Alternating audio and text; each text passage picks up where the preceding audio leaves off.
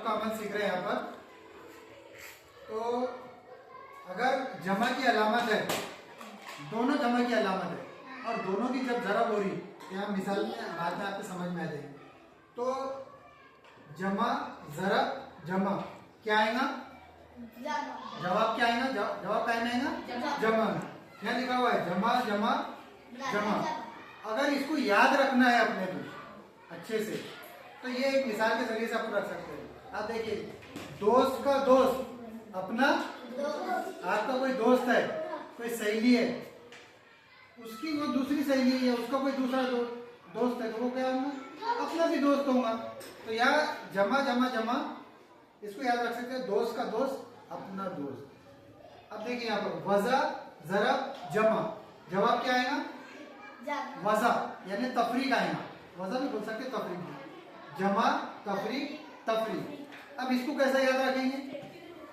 दोस्त का दुश्मन अपना दुश्मन, अपना दोस्त है, बहुत गहरा दोस्त है, और उसका कोई दुश्मन है, तो अपना दोस्त हो सकता है क्या? नहीं। तो अपना दुश्मन यानी दोस्त का दुश्मन अपना दुश्मन, यानी मतलब तफरीक माइनस। नंबर 3 उसका उलट है, वैसी है लेकिन उसका उलट है, वज़ा ज़रब जमा या तफरीक ज़रब जमा, तफरीक जमा तफरीक। इसको भी वैसे ही कह सकते हैं, दुश्मन का दोस्त अपना, एक अपना एनिमी है, दुश्मन है, और उसका कोई दोस्त है, तो वो अपना दोस्त हो सकता है? नहीं। तो क्या होगा फिर? ये भी दुश्मन का दोस्त अपना दुश्मन, यानी जमा ज़रब तफरीक बराबर हो जाएगी तफरीक। अब चौथे नंबर पर देखो, वज़ा ज़रब वज़ा हो जाएगा जमा, यानी तफरीक तफरीक क्या हो जाएगा? जमा, यानी दुश्मन का दुश्मन अपना क्या बनेगा? दोस्त। अगर कोई अपना दुश्मन है, हाँ अपना दुश्मन है, और एक और आदमी है वो भी उसका दुश्मन है, तो ये दोनों दोस्त बन जाते हैं। क्या हाँ बोलते के बराबर है, अलग बहुत बदमाश है, वो ऐसी है वो वैसी है, मतलब ये आसान से याद रख सकते हैं। अब देखो चारों चीजें याद रखेंगे। मिसालें देखो, जमा के 6 है, जमा के 7 है, 7 6 के 42, तो 42 को जमा 42 को नहीं लिख के अपन सिर्फ 42 भी लिख सकते, 42। वज़ा के 6 है, तफरीक के 6 है, जमा के 7 6 के 42, लेकिन जवाब काय में आ रहा? तफरीक में, यानी माइनस में। उसके बाद में जमा 6 है, वज़ा के 7 है, उसी का उलट है, जवाब काय में आ रहा? माइनस में, तफरीक में। और ये देखिए दोनों भी तफरीक के हैं, दोनों माइनस के है, वज़ा 6 वज़ा 7 7 6 के 42, जवाब काय में आ रहा?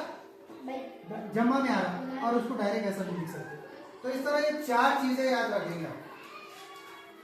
पहले आपने बोलना जमा जमा जमा, यानी मतलब क्या होगा? बोलो, दोस्त का दोस्त अपना दोस्त। वज़ा ज़रब जमा, यानी क्या आएंगे जवाब? वज़ा या तफरीक। क्या बोले, कैसा याद रखेंगे आप?